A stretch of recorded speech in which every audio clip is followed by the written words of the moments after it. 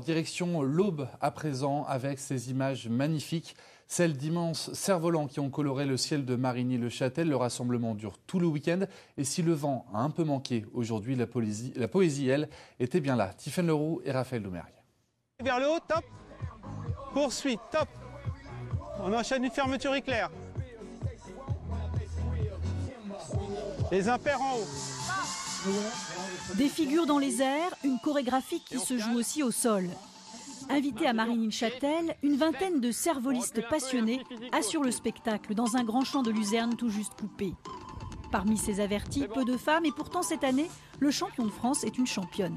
Sur certaines chorés que des équipes 100% hommes peuvent faire, c'est plus brut, c'est plus carré, c'est plus... quelque part c'est plus strict. Donc ouais, amener un petit peu de douceur là-dedans, ça peut être pas mal, même si je suis un peu un bourrin. Très populaire il y a 30 ans, le cerf-volant de compétition a été un peu détrôné par des disciplines associées comme le kitesurf. Et pourtant, il aimerait faire de nouveaux adeptes.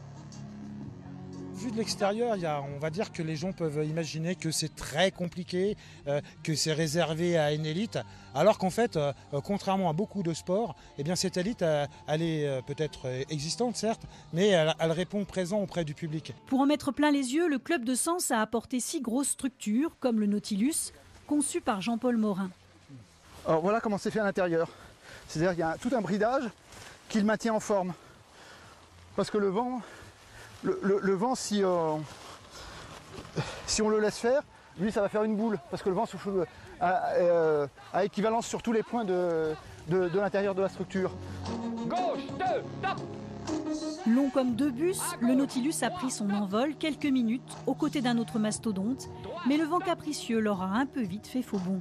Qu'à cela ne tienne, il y avait de quoi se réjouir l'œil juste à côté.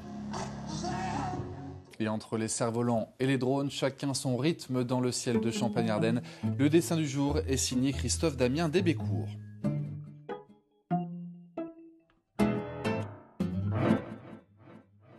Et sous ce soleil